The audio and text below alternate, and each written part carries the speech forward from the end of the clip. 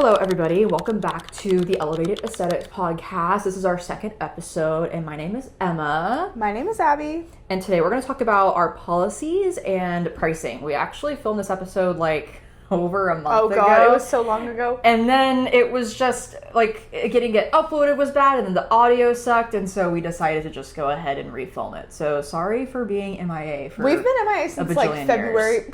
Yeah, it's okay. And it's May for context now, so whoopsies. Sorry. But after today, we're gonna get our shit together. We will. It's gonna be better. And we're gonna film, hopefully, another episode after we film this one. So we'll already have it on deck. We'll have two. The one we were originally going to film today. Yes. Yes. Yeah. So I was afraid that you guys were gonna roast us for the audio being weird on the last one. So I was like, let's just That's fine.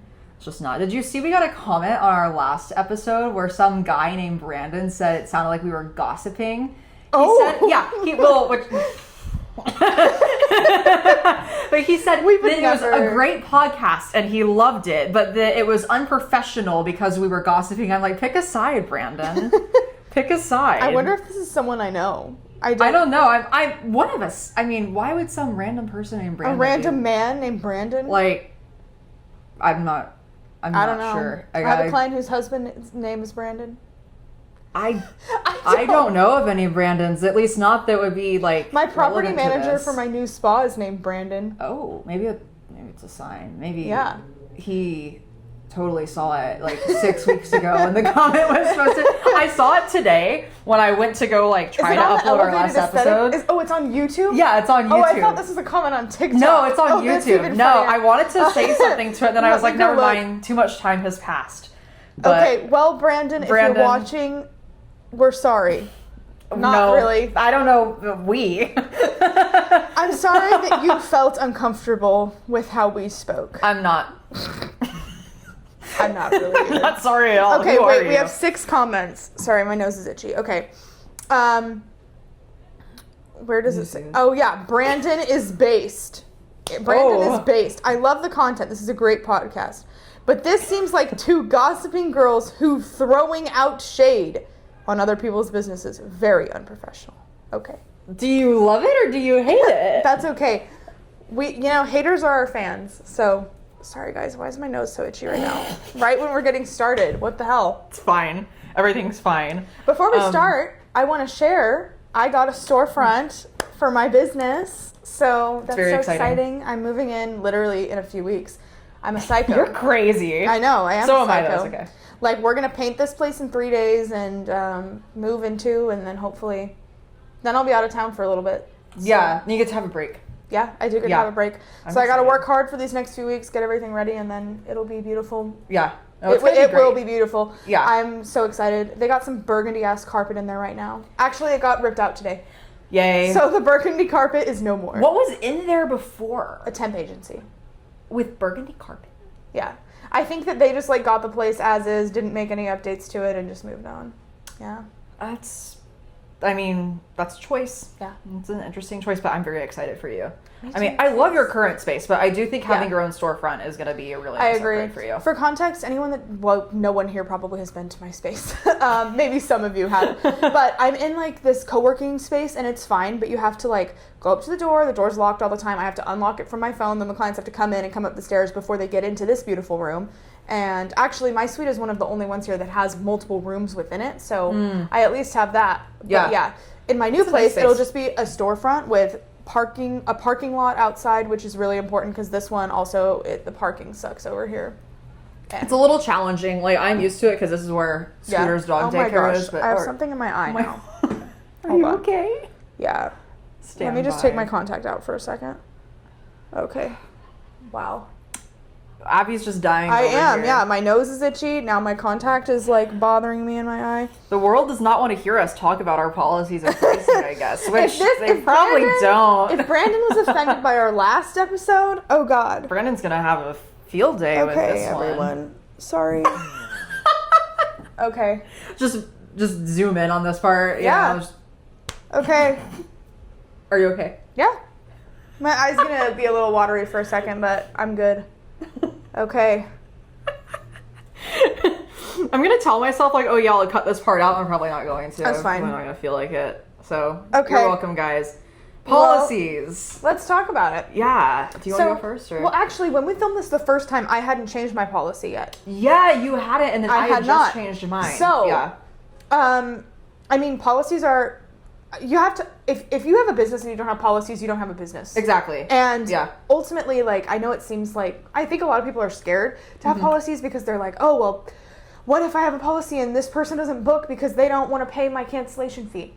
Then they're not the right client for you. Exactly. Yeah. Like, it's not worth it to have somebody who isn't going to respect your policies as a client. Yes. Like, it's better to have a policy and less people book, but the right people book, as opposed to not having a policy and just anyone books. And I know that when we're at the beginning of our careers, it can kind of feel like you need any client. Yeah, yeah. You don't. No. Casting the widest net possible is not the way. You do not need every client. Especially as a solo service provider. You know, you're not a big corporation. You don't need anybody and everybody to come in your doors, and it doesn't help your marketing. No. At all. It doesn't. Like, at all. So we both have pretty strict policies. Yeah. When we first filmed this, Emma just started doing a 50% deposit. But how do you think that's been going? It's been great. It's been awesome. So for context, I've always done a card on file. And I started my business with like a 24-hour cancellation policy. Then I went to 48, and then I went to 72 at the beginning of this year. I did the same thing. Literally exactly the same. Yeah, and I thought the 72 would be like enough to get people to like just like not.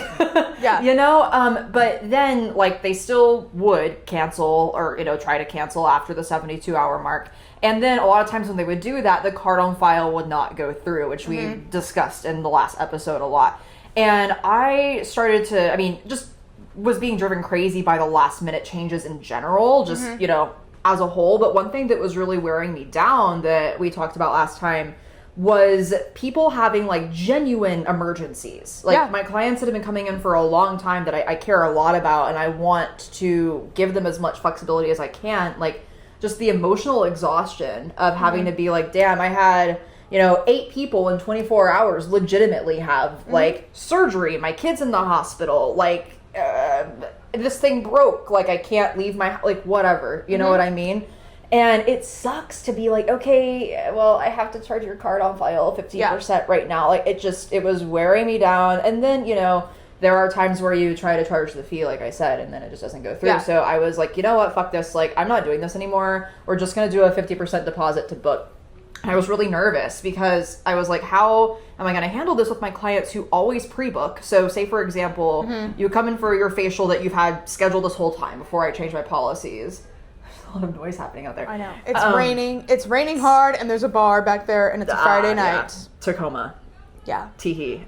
Yeah. But yeah, it's like you come in for your facial, right? You have to pay the price of the appointment that you just booked. And then if you want to pre-book... Sorry. Is it? Let's look at the... I hope so. like, let me look at the radar. I love thunderstorms. I do too. Well, it looks like a whole lot of nothing, but okay. Sorry, false alarm. Bit of... it's probably some thunder far away, but like nothing going on. I think it's just Tacoma noises. Maybe so. Most likely. Maybe. But anyway, sorry for your policy. It was this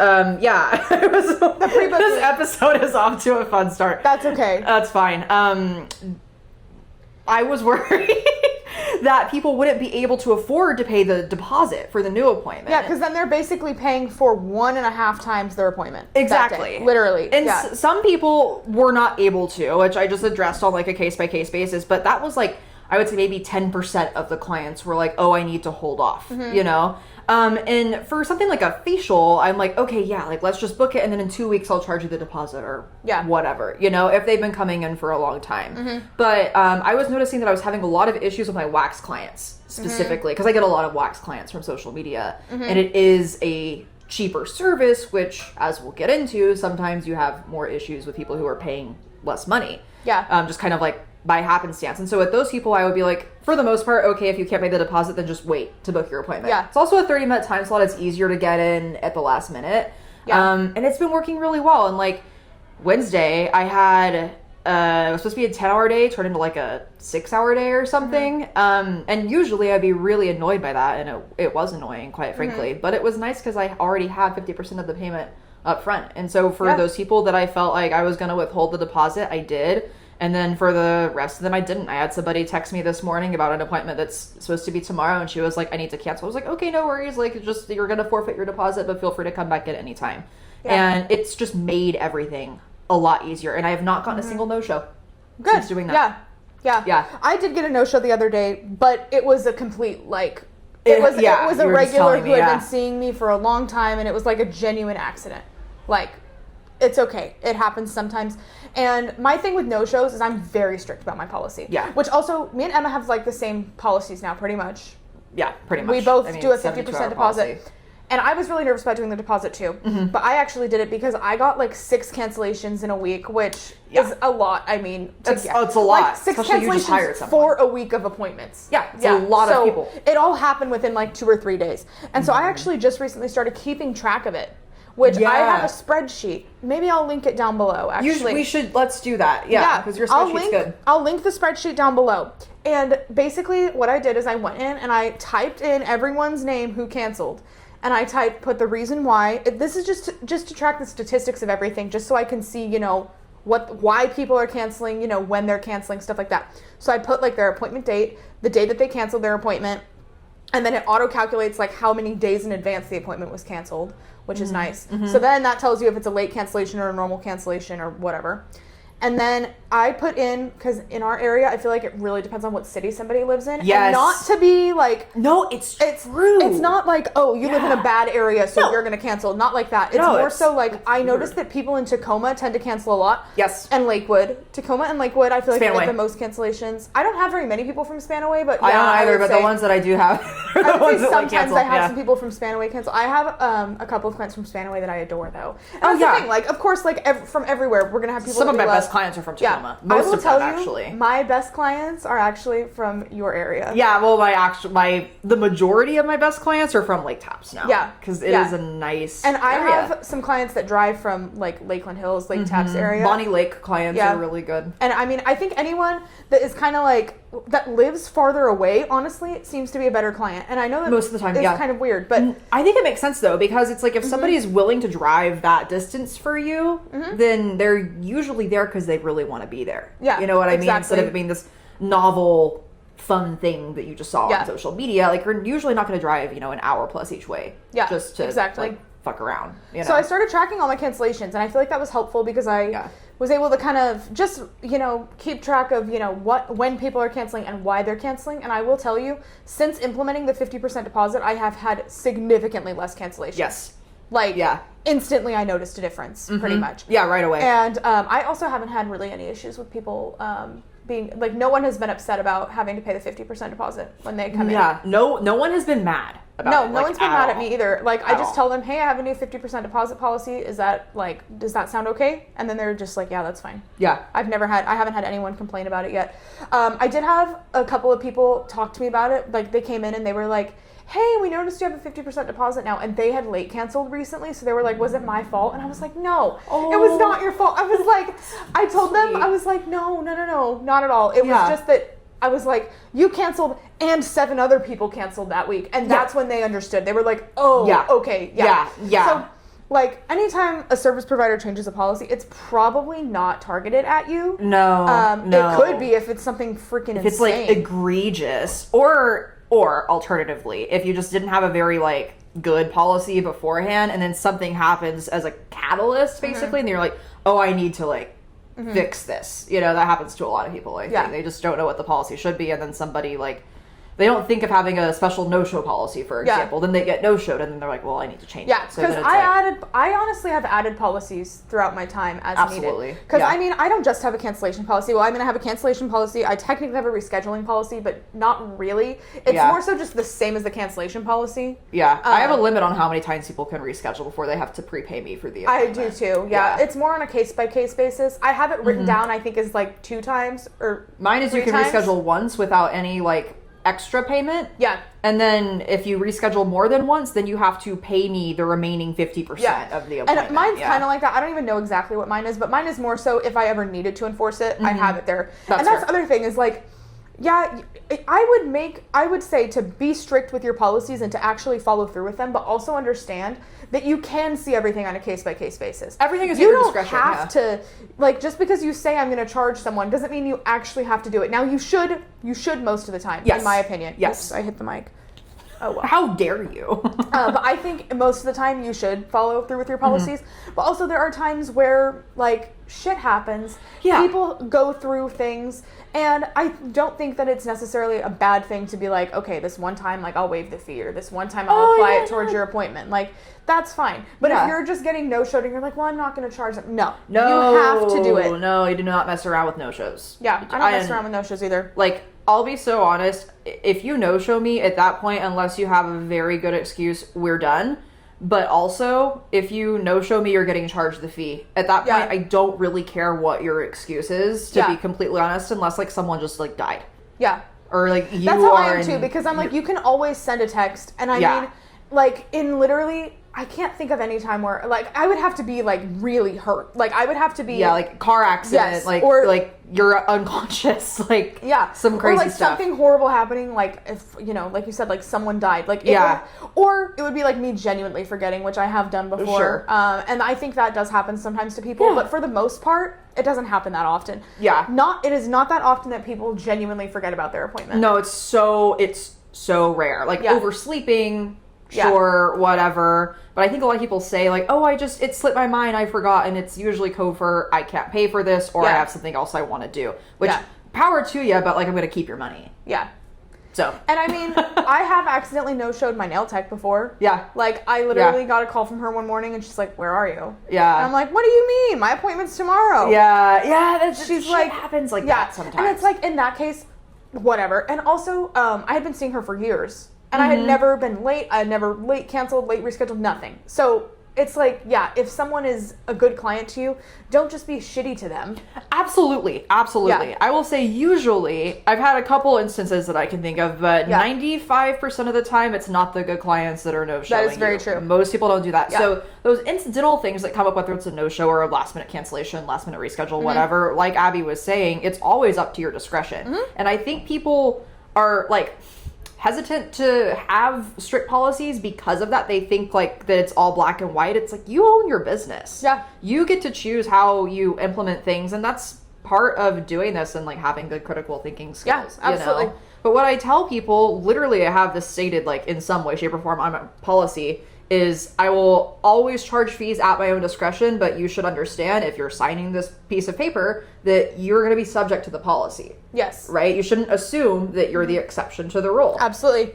And I think that really comes into play when people are sick, because they'll be like, well, you're charging me when I'm sick. And it's like, yeah, but like if 5 other clients canceled that week. Exactly. And all of them are sick, it's like, yeah, I am They're still always losing sick. out on that money. And people Everybody's lie. always sick. People lie. And it's not to say that everyone's lying. Yeah, no, a lot of times you do get sick. Yeah. And I don't want you coming in if you're sick. Exactly. But I also don't want to you know what gets me though? All the money. When I tell someone that I'm going to charge them a fee after they tell me they're sick, and they're like, oh, Then I'll come in anyway. And I'm like, no. No. Yeah. I'm like, no, you just told me you're sick. You can't come in. Yeah. At that point, I know you lied. Yeah. I'm like, oh. Yeah. Anybody who's actually sick, and then you say, okay, I'm going to charge the fee, unless it's just like, I have a little cough, you know? Yeah. Like, and then they say, oh, I'm going to come in. They're not sick. I literally sick. late canceled my Pilates class this morning because I woke up so nauseous. So I texted them and I was like, I'm sorry, I'm not going to make it. Yeah. And that was at like 6 a.m. And literally when I woke up at the time I would have gone to class, I felt fine. And I kind of felt bad because I was like, damn, I totally could have gone to Pilates this morning. And I mean, sometimes... It's a Pilates class though. But that's the thing, is sometimes I wonder if people think about my services that way. And they do. And I'm like, sure. Well, shit. Well, the Pilates fee is $15. Like, yeah. It's also a workout class. Like, they're not waiting for me specifically. Exactly. Yeah. Like, yeah, you have multiple people, but still it's a spot that somebody else could have had. Absolutely. And I felt really bad. But yeah. But it's like shit happens. Yeah. But when you're coming to someone for a one-on-one appointment and you just don't show up, that's fucked. Oh, yeah. Yeah, even the other day, I had to last minute cancel. It was the day before, but I still felt very bad with my lash tech because I had to go catch a flight. I had to change my travel plans. And I texted her, I was like, I'm so sorry. Like, what is your cancellation fee? She told me it was going to be like $40. I was like, here's 80. Yeah. Like, no, I'm not just going to give you $40. I want to pay you like way more than that because it's tomorrow. I don't know if you're going to be able to find somebody, and like I care about her. So, you know, sometimes stuff does come up, but it's like clients are going to think that way. I mean, they might not want to pay, you know, twice your cancellation fee, but I could, and I like her, so I'm going to do it anyway. Yeah. You know, like if I booked an appointment with you or something, I'll just pay you for the whole service and be like, there you go. And then I'll reschedule and then I'll pay you again. You know, and a lot of people think that way. I can't even tell you how many times I've had clients be like, I'm so sorry something came up, please charge my card. You know? That's what happened with my client who no-showed me the other day. She was like, oh shit, I'm so sorry. I completely forgot. I've been so busy. Yeah. And she was like, charge me whatever you need to charge me and I'll rebook. Yeah. And it was perfectly fine. And she's coming, you know, in a few days. Yeah. So shit does happen. You can be nice to people and it's fine. Like, but you're not an asshole for enforcing your policies. No. Ultimately, you are not an asshole for enforcing your policies. Unless you act like an asshole about it. And yes. I think that's one thing we didn't talk about is like being emotionally regulated enough to like deal with these high stress situations and have like conduct yourself in a way that you're actually proud of. And it is hard. Like when you have those days where everybody is canceling and you're so like viscerally overwhelmed, it's difficult. And I mean, we've both been there when it's happening to the other person. Yeah. When we're like, what the fuck? Like literally, I feel like a few weeks ago, we were on the phone and you were like, oh my God, just give me a second because all of this shit is happening at once. Yeah. And it's like, I swear that's how it goes though. Like I won't get any cancellations for a while and then all of a sudden it's like my whole week cancels. It always comes in waves. Great. That's so wonderful. Yeah. But it's also very important that you do not lash out on people when they late cancel. Like the last thing that you want to do is end up sending someone like a really mean text or being like, I can't believe you're canceling because 10 other people are canceling this week and I'm so overwhelmed and I just feel so like, it doesn't matter what you're feeling.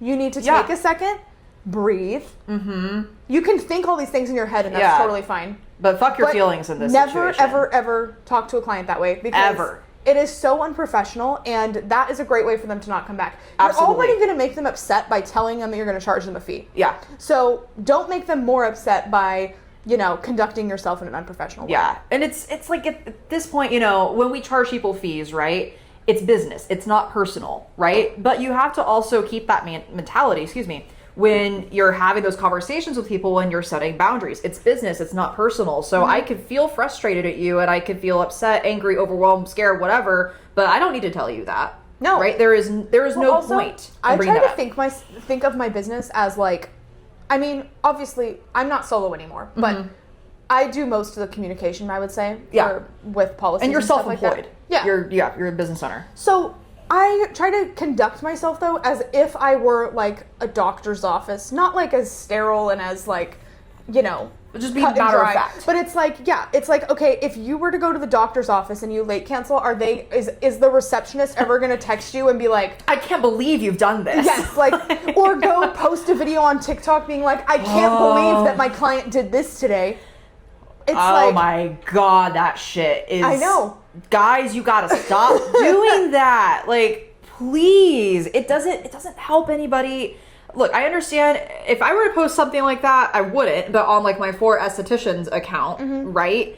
That's a little different because my target audience is not clients. It's other people in this industry. So it's going to be relatable. And sometimes I talk about things that piss me off about business. Yeah. That's one thing. But if you're specifically posting to try to get more people in the door, right? And that's your audience that you're speaking to, they don't give a shit that somebody no-showed you for a Brazilian, right? They don't. And you're allowed to talk about your frustrations to an extent, I think. Like, of course. We're all human. I think you should be able to be like, yeah, no shows suck. Yeah. Of course. Yeah, they do suck. And I think it's totally fine to say that.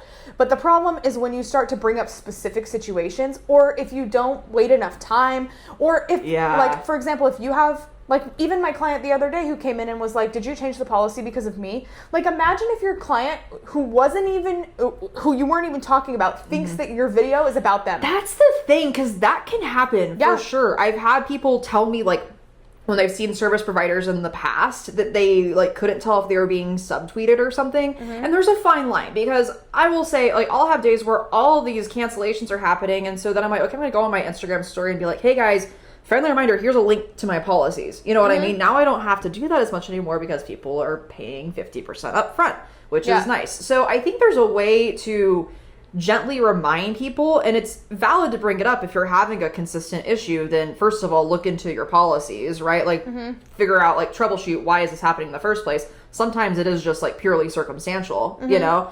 That's fine. But when it's really obvious that you are talking about a very specific person, or you come out and you say that, and you go out of your way to make a post about it on social media, I wouldn't do that. Like, it's just a little weird. It can make your clients feel like they're not, like that you are in a safe space for them. Yeah. Because it's like, well, what are they going to say about me if I mess up? Yeah. And it's just not something that I ever want my clients to feel. And I mean, I think that we've all said shit online. I've done it. We've all done it. I've fully have done it before. Yeah. And that's part of like learning, growing in your business is like developing that, like, you know, nervous system regulation and becoming more emotionally mature. Especially a lot of really young people, like early 20s, are starting businesses, which is completely unheard of. Me. Like, exactly. I started when I was 20. That's crazy. Yeah, it is crazy. That is fucking crazy. And so when you're 20, you don't know how to talk to people. I mean, you do. You're like a very, very mature person. But like, even the way that I would communicate with clients a few years ago is different than how I do things now. And it wasn't that I was bad at it in the past. It's just we all have things to learn. And so it's like, also be kind to yourself, right? Conflict resolution is a really hard skill to develop, and you usually only do it by like getting those reps in and doing it. And, you know, I tell people with my mentorship calls all the time, if this is something you struggle with, like, I can be your sounding board, but maybe talk to a therapist. Yeah. That's okay. One of the reasons that I take a lot of pride in my communication skills with clients at this point is because I did therapy 3 days a week for like over a year. Oh, wow. Because I have a lot of issues with like emotional regulation and like talking to people. And so if I can do it, then anybody can, honestly. And for anybody that struggles with conflict resolution, there was an acronym called DEARMAN. It's DEARMAN. I learned about this in, dialectical behavioral therapy. And if you look it up, you Google it, it's really simple, but it's like the most helpful strategy I think I've ever heard of to have those kinds of conversations with people. You can use it with clients, you can use it anywhere in your life. Yeah. Because it's just obviously a good skill to have to know how to fucking talk to people. It can be hard to have to tell somebody, like, I'm going to charge you money, or to have to tell somebody, like, you know, to stand firm and be like, I'm keeping your deposit. Yeah. Like, it can be difficult. It sucks. And it's also hard because you never know how somebody's going to react. But at the end of the day, I would say most of the time, if people are upset, they just don't respond. Yeah. And that is, why is my nose itchy again? Oh my gosh. That is ultimately what is ideal, is that they just don't respond. Yeah. And I mean, there's nothing bad that can come from that. And like, worst case scenario, someone's going to leave you a bad review. And I've never had that happen for a policy. Happened once. But they deleted it, right? Yeah, I basically gave them a kindly go fuck yourself kind of response. Be like, this is actually what happened here. I think that's another thing though. You need to make sure that you're responding professionally to Google reviews. And I was very transparent. And I'm sure you were. Yeah. But sometimes, like, oh my God, there was this girl that I briefly, I kind of know her. We're very loose acquaintances. We just know of each other basically, and we've had a few conversations. But she owns a spa in Boise, and she was, she got a bunch of bad reviews, I think from like an ex-employee or something like that. Geez. And obviously that sucks, right? That like someone went in and like wrote all of these fake reviews essentially. Sure. Yeah. Who weren't actually clients. But the way that the owner responded was just so unprofessional, and she was like, I'll be mailing you a cease and desist immediately. And it's like, okay, well, technically anyone can leave you a Google review. Yeah. Like it's public. Like, one time I had someone get mad at me for telling somebody that they left me a bad review. And I was like, you left it on Google. Like, anyone can go look at my Google. People are so and see that. weird. I've had one bad review, and that girl, she told another esthetician in town that I told another esthetician in town about it. Yeah. And then that esthetician had like mentioned it to her, I guess. Which is fine. I don't care. It was public. Yeah. And then that girl reached out to me. She was like, why would you tell so-and-so about my bad review? And I was like, you don't want people to know you left a review, then don't leave a review. I know. I'm like, well, why'd you leave me a bad review then? Like, it's also like, I know it's really scary to get stuff like that, but all you can do is just respond, state the facts. You always want to stick to the facts, keep your feelings or your emotions out of it. It's completely unproductive. Yeah. And then, if you messed up, admit to it, and move forward, right? Because a lot of times people, when I see something like that, if I'm looking at a business's Google profile and I see a situation where the business owner has responded in a very respectful way and a very productive way, I mean, shit happens. Yeah. Sometimes. Well, it's like having one bad review is not going to kill you. No. It certainly will not kill you. But the way you respond to it could. Yes. Like, if you respond really poorly to this bad review that you get, then people are going to see that and be like, wow. But I feel like a lot of times, sometimes I'll see a bad review on someone's Google page and I'm like, wow, that client must have been a fucking handful. You can usually tell when somebody's just unhinged, too. If the professional responds professionally, then whatever. Then, yeah, it's like, I really don't see an issue with it. So never, ever worry about enforcing your policies because you're scared that somebody's going to lash out at you. If they do, that's a them problem. It doesn't reflect on you. And anybody who is reasonable will be able to look at that and tell. Because usually those types of individuals, whatever they say in the review is going to be stupid. Yeah. It doesn't matter. Yeah. So you can't take things too personally. You can't take those policy violations too personally. It's going to kill you. You're going to burn out so quickly, and that's when you start posting online and venting about it. It's like, these are conversations that you should have with your friends, with other estheticians. This is why, like, one of the reasons that, like, Abby and I are such good friends is because we can talk to each other about this stuff. And we don't have to filter ourselves, Yeah, exactly. So I think that helps to have, like, a support system with people that understand. Yeah, I agree with that. Yeah. How do you feel like raising your prices has helped you get clients that respect your policies? Yes, I would say so. So your pricing is a very important piece of your experience. And I think it's very important that when you're charging a high price that you're giving a good experience. You shouldn't just be charging a high price just because. No. Technically you can do whatever you want. But I don't want you to be afraid of charging a high price because for a long time I was like, well, if I charge too much, then people aren't going to come in. And it's like, well, who's your target audience is the real question. Because it's like, if your target clientele is, like my target clientele, for example, is women ages 30 to 50 typically. A lot of them are struggling with adult acne. Weirdly enough, a lot of them are nurses. I love my nurse clients so much. They are the best. I would say that a lot of them are moms, but not necessarily, like, not stay-at-home moms. Some are. But just that general age range, 30 to 50. Most of them are married, not always. Yeah. But I think about, where would my target clientele be? What would they be doing? Yeah. And, where are they spending their money? Obviously, I want them to be spending their money with me. But also, they're probably spending money on, maybe, like, I like to go to Pilates. Like, maybe they have, like, a nice gym membership or something like that, right? Nice clothes. Exactly. Whatever, yeah. And it's like, that target clientele is going to be somebody that would pay a higher price to get a facial. Yes. So, ultimately, I want to be charging a price where my target audience is going to feel comfortable spending that money. Because your target audience actually will want to pay your prices. Yes. That should be your goal. If your goal is to be a more affordable esthetician, then you need to understand the types of clients that are the people that want to come in for more affordable services. And that doesn't make them bad people or anything like that. No. Because you can have a bunch of money. My mom's going to be so happy that I bring her up. My mom, I love her. My mom makes great money. Yeah. And she spends all of her money on traveling and going out to eat, which I love doing that stuff too. Yeah. Right? I love it. Yeah, same. But she does not like to spend her money on skincare. Like, actually yesterday, she was like, I'm out of my moisturizer. Can you send me some? And I was like, yeah, it's $75, including tax and shipping. And she was like, wait, how much is it without tax and shipping? And I was like, $65. And she was like, oh, that's kind of a lot. And I was like, yeah, it is. And actually, I think it actually would have been more money. I gave her basically a discount on it. Because of the tax and the shipping. But anyway, so it's like, yeah, my mom makes a lot of money. She has a lot of money, but she doesn't want to spend her money on skincare. And she still will. She will do it to support me. But if she weren't buying products from me, she would not be spending that money. And that's okay, because ultimately it's not necessarily about how much money somebody makes. It's about how much money somebody wants to spend. Yeah. So you shouldn't feel guilty about having higher prices because the people who want to spend that money will come and spend that money.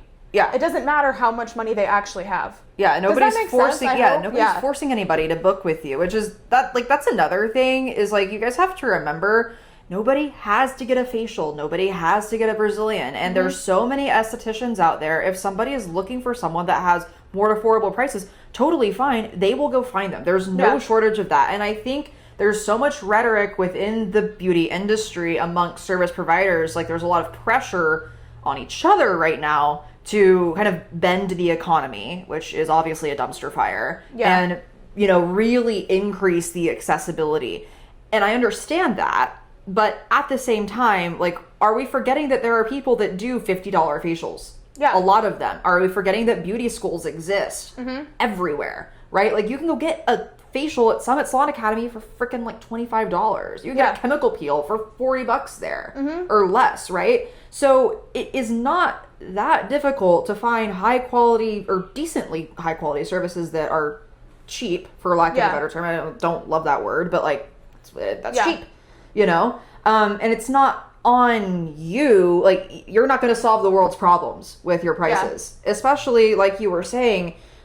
You know, you're trying to attract a certain target audience, then you have to price yourself accordingly to those people. Because, like, I'm somebody that, like, I could go pay a decent amount of money for a facial right now if I wanted to. Now, kind of like your mom, it's not really what I like to spend my money on personally, and I can do it to myself, but I could. And if I were looking for an esthetician, I, you know, would kind of be like, why are you charging only $100 for a facial in this area? I'm not going to book with you. Yes, and that's something that I think people don't take into account, is that having a lower price can hurt you. Yeah, it alienates people. People will look at you and be like, why is your price low? Like, they're going to see that and could potentially think to themselves, well, why is it cheap? Like, what aren't they doing? What are they doing wrong? What is going to make this facial, like, not good? And it's not necessarily that they're consciously thinking these things, but they're definitely subconsciously thinking it. Because think about this, right? If, for example, like right now I'm going to paint my spa. That's what my next project is. And it's like, I'm going to buy paint, and it's like, do I want to spend extra money on the higher quality paint that's going to, you know, get done in like just 2 coats? Probably, they say 1, but that's a lie. That's totally a lie. But that I'm going to be able to get done quicker, or do I want to spend less money and potentially have to do it over and over and over again? Sure. And it's like, then I'm going to spend the extra money on the higher quality paint. And it's the same thing, because when I saw that paint, immediately I'm like, okay, the more expensive one is better. And it doesn't matter that, you know, maybe the less expensive one actually does have good qualities about it. I don't care, though, because it's cheap. I don't want to buy a $10 gallon of paint. It's going to suck. You don't want to spend money on something if it's going to be bad. You'd rather spend more money if you know it's going to be good. Exactly. I'm the same way. Yeah, so that's also what your clients are thinking. Even if they're subconsciously thinking that, it is something that's going on in their brain, where they're like, it is very psychological. Pricing is psychological. Really, everything about marketing is psychological. So it's like, if your marketing, your pricing, and your target audience all need to match up. And if you have all of those matching up, then you're going to get clients in, and you're going to get the right clients in. Because we've both been there before, where we're just trying to get anybody in the door, and it doesn't work. It doesn't work to get anybody in the door, because you're going to end up with people who don't want to spend the money on you, who don't want to come back, who don't want to pre-book, who don't want to buy product, all that stuff. And if that's the kind of client that you are okay with having, then that's fine. But those aren't our target clients. And like, for me, this is why I don't really do discounts anymore. No, I don't either.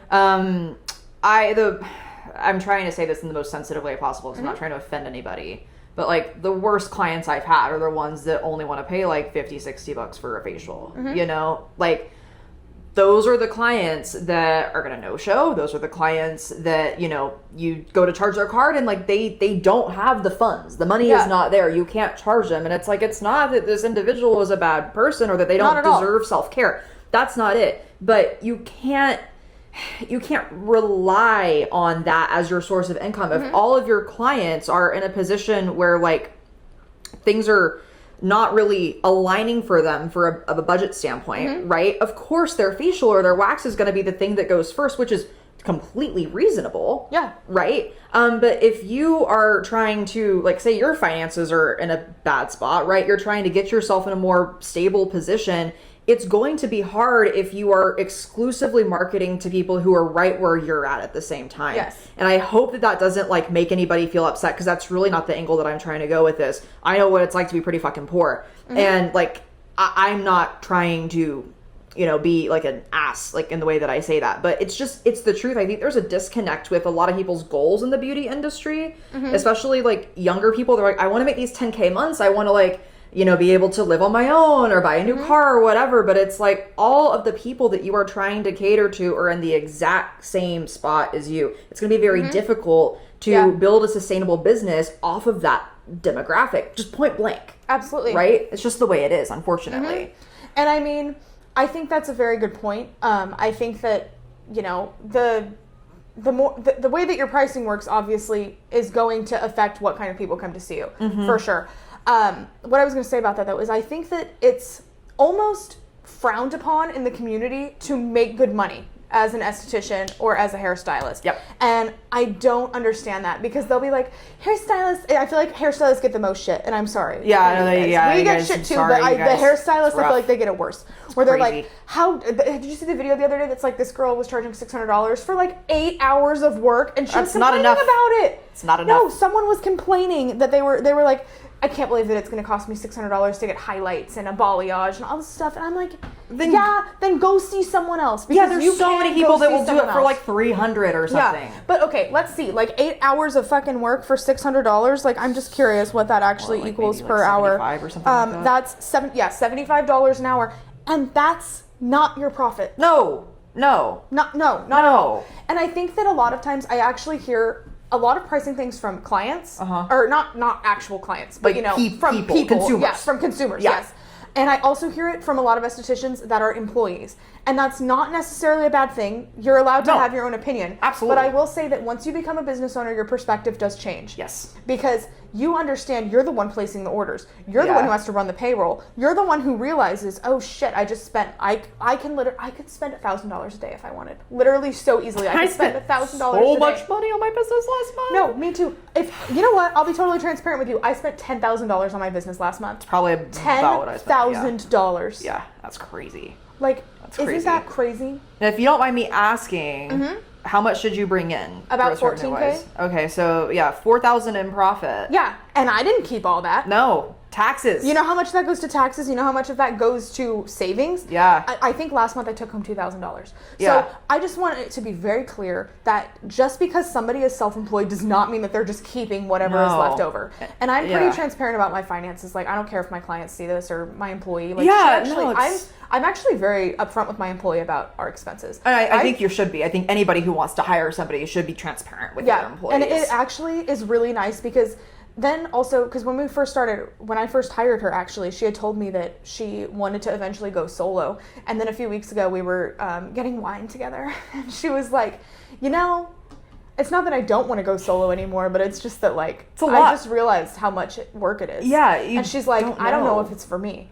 And that's okay. I think that we can accept that it's not for everybody. Being an employee isn't for me. Being solo isn't for a lot of people. Yeah. It doesn't make you any less capable or any less talented. Absolutely. At all, or any less hardworking. It's just that once you become a business owner, you do realize how much money is actually, just going down the drain all the time. Crazy. And it's insane. Like, literally, it frustrates me for sure when I see estheticians shitting on other estheticians for, like, being proud of their income and making a good life for themselves. Like, I will say, I'm not going to be one of those people that's going to, like, post, like, how much I make in a day and stuff like that, just because I think it sets unrealistic expectations. That's fair. And I don't think people should do that when they're trying to, like, advertise to clients either. No, that's not a good way to advertise to clients. Weird. Yeah. But also, it's like, there are things that you can do. It's okay. It's a very angry car horn. It was. It sounded like a clown car. It kind of did.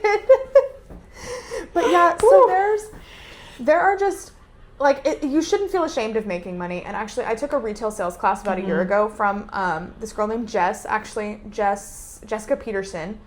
Why can't I think of what her Instagram is right now? It's Jess_guides_estes. But I'll put it on. I'll put it in the caption or something. Cool. She's in Idaho, and she's actually the brand rep for Eminence. Eminence. I knew you were gonna say that, but her retail class is not. It's not Eminence specific. Oh, okay. So it's very much just like, whatever brand you carry, you can use. Yeah.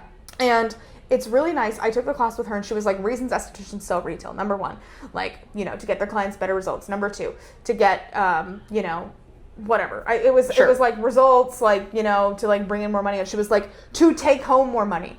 It's not a bad thing to want to take home more money. And we need to stop acting like it's such a bad thing. Yeah. Because why are we as estheticians constantly being, told, like, oh, well, you're just charging too much. Well, you're just doing, like, it's not worth that much. The supplies for this could only possibly cost this much. And it's like, well, the actual supplies, I will say, like, my cost per treatment based on how much I use in supplies is like less than $20 for a 60-minute facial. But that's for the consumables that I'm using during the facial. That doesn't include rent. That doesn't include, you know, all of the other stuff you have to buy, like laundry. I know that's reusable, but you know, you have to buy other things besides just what you're using for that one specific service. And the cost of your time. Yes. And your body. Yes. Like, that's another thing, you guys, like, when you're doing really cheap facials all the time, if you get a lot of clients, and great, right? But then you're going to find yourself with some really nasty joint problems. Yeah. I'm still recovering from that from over a year ago. Yeah. You know? And I mean, I think that I may have calculated this last time we did an episode, but my business profited $40,000 last year. Actually, I don't need to calculate this again. I know this. My business profited about $40,000 last year.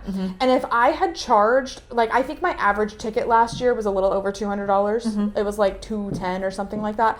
And if my average ticket, like, if I lowered my prices by like $60 or $70, my profit would have been like $2,000 for the whole year. And that would be how much I take home for the same amount of work. And so crazy. That's what I'm saying, is I'm not saying to go charge whatever the hell you want. You need to figure out how much your cost per service is, which it took me so long to actually just sit down and do that because I hate doing that. But I basically just averaged all of my modalities that I have, how expensive they are, and I used that as my modality price, essentially. Because really, I use mostly the same cleansers. I use like almost the same finishing products in every facial because I have my own skincare line. I don't have that many products. So I just kind of estimated it based on what I actually use and kind of averaged it. Because like I have like, you know, 7 different enzymes. So I just took the average of all of them and calculated it that way. So it's not an exact number, but I do think it's important that you know how much you're actually spending. And maybe not even... You should know per service, but if you don't, whatever. I don't do cost per service. And that's okay. It's a little bit easier if you're solo. Yeah, if you have an employee, it's a little bit different. That's valid, yeah. But you do need to know how much is coming in and how much is going out. Yes, and I know it's painful to look at when you are in the red and you're losing money. But I've talked about this on TikTok recently. I wish I had started doing that more, like, you know, like, I don't think I've been in the red since last year, since like a year ago. Yeah. Which is great. I might be on the red this month. And you know, that's okay, because it's ultimately there are going to be some months where you spend more, some months where you spend less. Same thing as some months where you make more and some months where you make less. It's also my own doing. Yeah. For being gone for most of the month. And that's okay, right? Yeah. Like, that's the thing, is like you have to you have to look into this though. You can't just sit there and be like, oh, I don't know, because it sucks to look into it, but it's also good because then you can change your habits based on what you see. Yeah. Like if you find like, oh shit, I spent so much money on retail, but I'm not selling anything. It's like, well, you can't fix the problem if you don't know what the problem is. And it's like you have to take the guilt and the shame out of it and just be like, this is just objective data. It doesn't say anything about me as a person or as an esthetician. It's just, it's normal to lose money when you're starting a business. And it's normal to lose money right now in general in the beauty industry because people don't have disposable income. Yeah. But you can't let that be the main thing that drives your pricing either. There's a fine line with doing that because, like, if you keep that as, like, I think your number one fixation with how you structure things, is like, I constantly have to, like, bend to the economy. Like, you're going to stay stuck in the same loop over and over again. You have to figure out how to troubleshoot past that. And tell yourself that you can. Absolutely. Like, that's really hard. It's a very hard. Feels like an insurmountable thing to do. One thing, actually, my spa coach today was telling me, we text literally every day, but what she was telling me was, she said, right now there's going to be a lot of one-time expenses in your business and you need to not freak out. Yes. Because that will happen sometimes. Like right now, I'm doing a build out of a storefront. It's a lot. And a lot of it is not my personal money, thank God. A lot of it is just incorporated into the rent based on, you know, what improvements they're doing. Like they're doing the walls, the floors, all that stuff. Yeah. I have to paint though. Yeah. And I have to get my own washer and dryer. Yeah. And paint, not going to be that expensive. The washer and dryer is expensive. I'm going to have to spend, you know, $1,500 to $2,000 getting a washer and dryer. Yeah. And it's like, I also have to get a stackable one because of the way that the space is. Long story short, the room that was supposed to be the laundry room isn't going to work as that anymore because they can't get the water line in there. So I'm putting it in a closet, which is fine. Yeah. But because I'm putting it in a closet, it has to be a stackable one. Yeah. Or I can't have a sink. And I need a sink. Yeah. So long story short, I have to have a stackable one, which is more expensive than a regular one. So yeah, unfortunately, you have less options. And there are going to be times where you spend more money and you spend those one-time expenses. Like last month I spent $10,000. This month I'm probably going to spend close to that too. And it sucks. Yeah. But at the same time, sucks. Like there's not that much that you can do about it. And you have to accept obviously don't spend more than try not to spend more than you have, but sometimes you're gonna have to. Sometimes you're gonna have to.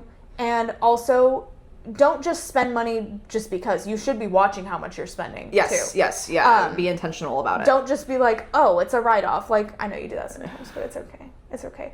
Don't buy things just to be a write-off. Like, if you're gonna buy something to, like... and I do, but I don't. Yeah, well, it's really. Like, it's like... I'm more like, well, this is something I would buy either way, but I'm gonna be a little bit more willing to do it because it's tax deductible. Yes. And it's a legitimate deduction and not like a just a write-off. I'm gonna write off these shoes because I'm making this podcast right now. It's a write-off. Yeah. No. Uniforms are a write-off, but clothes that you wear outside of work at all are not a write-off. Get all into that in a different episode. We could get into that. The tax expert over here.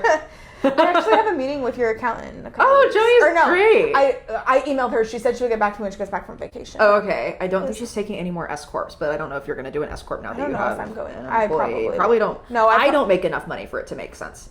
Oh, that's what she told you? My accountant? No, I just don't think I do. Like, I think maybe you only have to profit $50,000 for it to be worth but then the amount of effort that you have to put with payroll, it's like more annoying. It is if you're, but you would save a lot on taxes. It depends. I don't think I would save that much is the thing after the filing fees and stuff like that. Well, the nice thing is that if you are an S corp, you can write off whatever you pay yourself. That is deductible as an expense. Like you paying yourself is a business expense. Fair. Yeah, right. So that's the nice thing is I'll have to look more into this. So we're getting sidetracked. You're like, But long story short, don't be afraid to price yourself well. Don't be afraid to price yourself in the higher end of your area. If your services are worth that, go for it. Yeah. Now, if you're doing a facial, in your basement, not that there's anything wrong with that. Sorry, Emma, you're not doing a facial in your basement. I said that and I was like, wait, hopefully you're not offended. I wasn't until you said that. Sorry. I'm kidding, I'm not actually. No, Abby, I'm so upset with you right now. And I'm talking like maybe your basement was a bad example because you could have a really cute, nice basement. Isn't that what Sarah Maxwell does? Yes, actually. She does, that's I think. the dream. No, so I mean, if you're doing it in like it's not the living room with Paw Patrol playing in the background. That's what I was meaning. People running around everywhere. Like, that's a little different. I see that as like, I feel like I've seen lash techs do that and nail techs do that a lot. Yes. Not as much facials. But it's like, if you're going to be charging a premium price, you do need to give a premium experience. That's the thing. Like, there's nothing wrong. Like, we all start somewhere. Yeah. We're all just trying to make it right now, so also, I get it. But if you are so busy to the point where you can't take more clients, you need to raise your prices. Yes. Or your ceiling is going to be super low. There's really no reason for you to not do that. And yes, you will lose clients, but that is the point. It's fine. You're going to get better ones that can pay you more money. The point is that you want to make yourself less busy without taking a pay cut. So don't be afraid. There's a lot we could talk about in a future episode. Yeah, for sure. Yeah. I mean, I think this was good. I think it was really good. We had all the talking points. Yeah, and I think we were slightly nicer than we were in the last one. Oh, when we filmed this last time, we were both like... We were a little spicy. There is actually one more thing that I want to say. Oh, yes. Is that I feel like there was this discourse a few months ago with some people saying that it's classist to charge a lot of money. Oh! And I wholeheartedly disagree with that because why... Well, we kind of talked about this earlier where... Yeah. The pricing is, the pricing is what it is.